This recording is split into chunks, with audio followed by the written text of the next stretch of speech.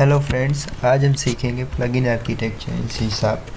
सी sharp में plugin architecture क्या होता है। एक डीएलएल फाइल को दूसरे प्रोजेक्ट में आप कैसे यूज़ कर सकें, एक डीएलएल फाइल की फंक्शनलिटी को किसी और प्रोजेक्ट में कैसे आप यूज़ कर सकते हो। तो इससे कोडिंग का मैकेनिज़्म आसान हो जाता है। ये प्लगइन आर्किटेक्चर बोला जाता है। तो शुरू करते हैं। सबसे पहले हमें एक नया प्रोजेक्ट लेना पड़ेगा।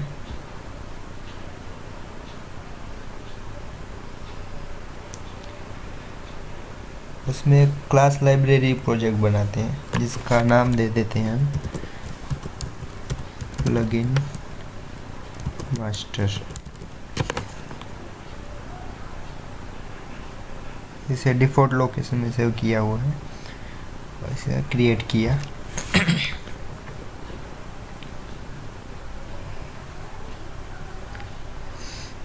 तो अभी जो हम प्रोजेक्ट बना रहे हैं वो उसमें सिर्फ कोडिंग होगा, सी शार्प कोडिंग ओनली।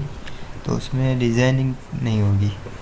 तो इसमें सिर्फ आपको क्लास फंक्शन इंटरफेसेस यही सब बनाना है और कुछ नहीं बनाना है। तो इसकी डीएलएल जो जनरेट होगी उसको किसी दूसरे प्रोजेक्ट में आप रेफरेंस दे सकते हो। तो वो जो रेफरेंस होता है, तो उस रेफरेंस से आप इस डीएलएल की फंक्शंस, क्लास, लाइब्रेरीज सब कुछ यूज़ कर सकते हो। तो ऐसे आप बड़ा प्रोजेक्ट भी बना सकते हो। यहाँ पे हम एक सिंपल एग्जांपल देखेंगे। ऐसा हालांकि होता नहीं है रियल लाइफ में। जब आप बड़े स्केल के प्रोजेक्ट करते हो तब ऐसा मतलब अभी जो बता रहा हूँ ये सिर्फ सिंपल एप्लीकेशन है, ऐसा यूज़ नहीं करते। सिर्फ समझने के लिए, अंडरस्टैंडिंग के लिए ये मैं आपको समझा रहा हूँ।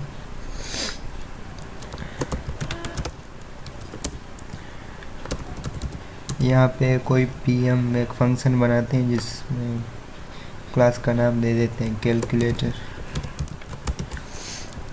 उसमें कोई एक मेथड बनाते हैं पब्लिक जो इंटीजर रिटर्न करता है कि कैलकुलेट इंटरेस्ट, जो i equal to p into r into n divide by 100, वो जो फॉर्मूला है उसके बेसिस पे ये एक फंक्शन बनाया हमने। अब ये फंक्शन जो है 3 आर्ग्यूमेंट रिसीव करेगा कि i integer p integer r। ये फॉर्मूला आपको ना पता हो तो मैं समझा देता हूँ कि जो ब्याज होता है PRN डिवाइड बाई 100, ये इसकी फॉर्मूला होती है। तो सिंपल सी एप्लीकेशन बना रहा हूँ ये कैलकुलेट करके दे। तो PRN जो है, यहाँ पे ऑर्डर हम चेंज कर देते हैं, PR और N, ये 3 आर्ग्यूमेंट मंगवाते हैं। और इसे रिटर्न क्या चाहिए, I रिटर्न चाहिए, मतलब P into R into N divide by 100। तो इसे डायरेक्टली हम इसे रिटर्न कर सकते हैं एक ब्रैकेट में P into R into N divide by 100। तो ये हो गया आपका कोड ऑप्टिमाइजेशन। कोई नया वेरिएबल लेने की ज़रूरत नहीं है, उसे सेव करने की ज़रूरत नहीं है, डायरेक्टली आप कैलकुलेशन करके रिटर्न कर दो। अब ये जो यहाँ पे क्लास बना है इसका नाम भी चेंज कर देते हैं, तो कुछ रिलेवेंट नाम रख देते हैं, सही रहेगा, कैलकुलेटर। ठीक है। अब ये खोल के रखते हैं। अभी मैं इसे बिल्ड कराता हूँ। तो बिल्ड, एक मिनट, उससे पहले मैं यहाँ पे एक फ़ोल्डर दिखाना चाहूँगा, open folder in file explorer. ये करूँगा तभी ये एक्सप्लोरर में मुझे ले जाएगा। अब इसमें बिन फोल्डर जो होता है उसमें डीबग फोल्डर या फिर रिलीज़, इस फोल्डर के अंदर अभी कुछ नहीं है। अब मैं इस प्रोजेक्ट को बिल्ड करता हूँ। बिल्ड करने से इसकी एक DLL फाइल रजिस्टर बन जाएगी। ये जो है बिन में डीबग में plugin master dot DLL project का नाम जो होगा उसी के नाम से एक DLL बनेगी। अब ये DLL यहाँ पे बन गई, देखो। अब इस DLL को आप कहीं भी ले जा सकते हो। अगर आप यहाँ पे आप अपना कोडिंग डिलीट भी कर देते हो, फिर भी ये DLL काम करेगी। मतलब ये पूरा सॉफ्टवेयर जो है एक सॉफ्टवेयर सा बन गया है, और ये कंपाइल एक बार हो गया, उसके बाद कोडिंग की कोई ज़रूरत नहीं है।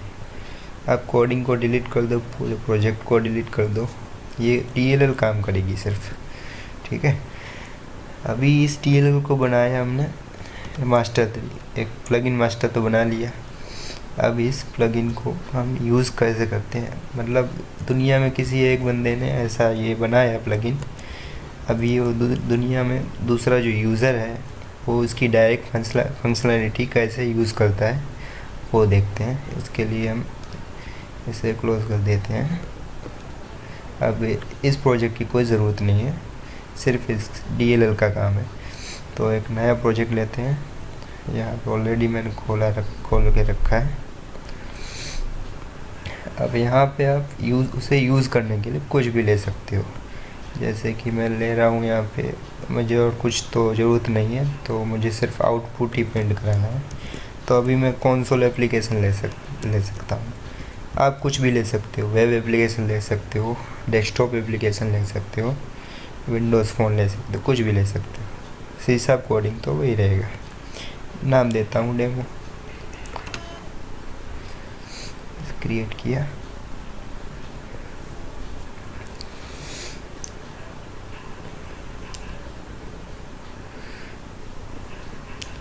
ओके, इसमें इसका नाम चेंज करने की कोई ज़रूरत नहीं है।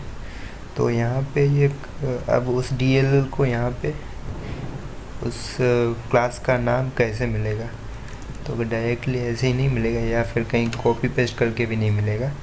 तो यहाँ पे रेफरेंस है, यहाँ पे राइट क्लिक करना है, आपको ऐड रेफरेंस करना है।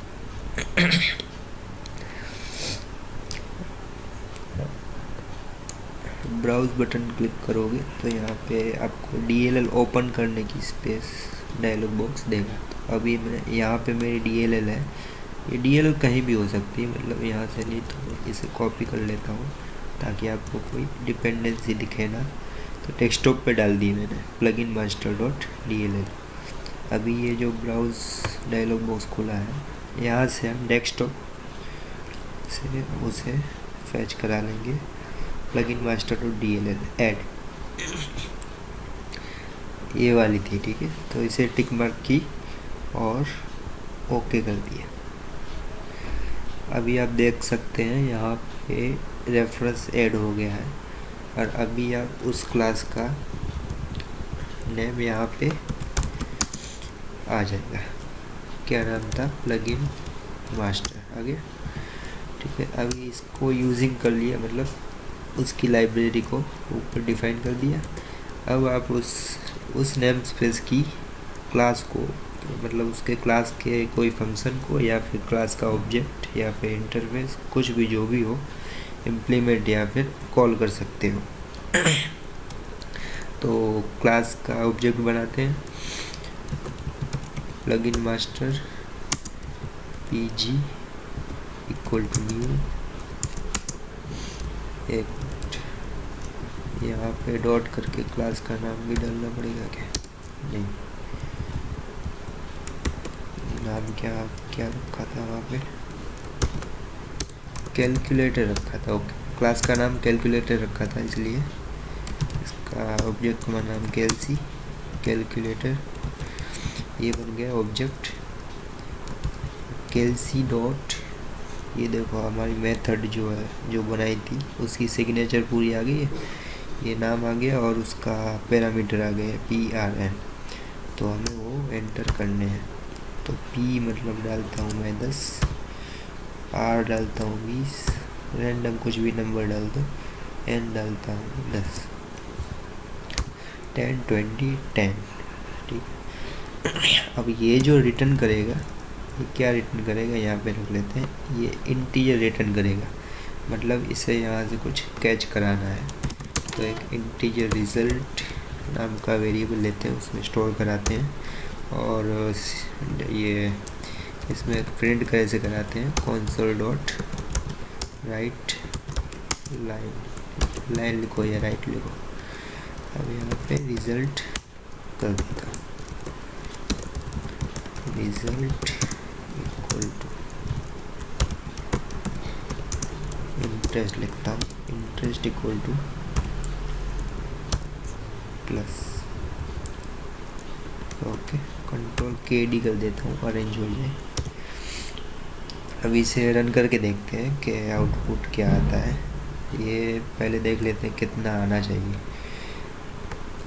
तो 10 इंटू 20 इंटू 10 डिवाइड बाय 100, तो इसका कितना आना चाहिए, 10 into 20 into 10 divide by 100, sorry 120 result आना चाहिए। तो अभी इसे रन करके देखते हैं। Start, direct console application run होगी।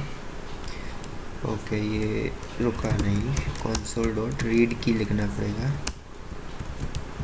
तो ये लिख दिया, सेव किया और फिर से रन करता हूँ मैं। आ गया आपका आंसर 20, ठीक है।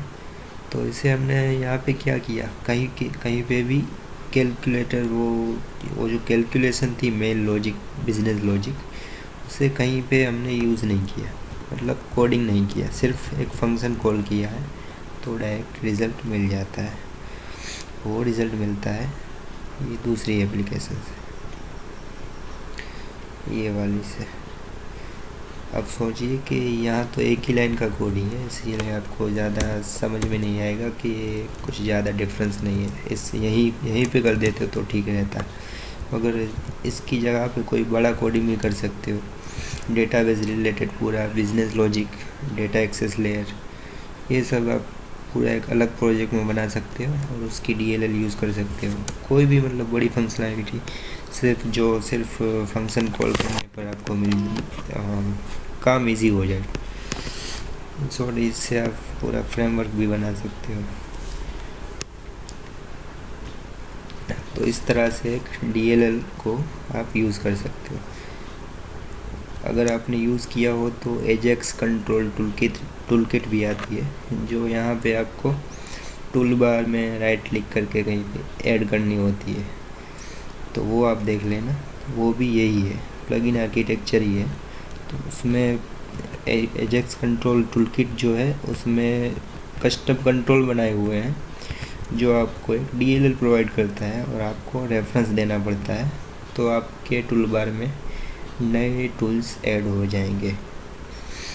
तो ये बड़ा फ़ायदेमंद फीचर है .NET का।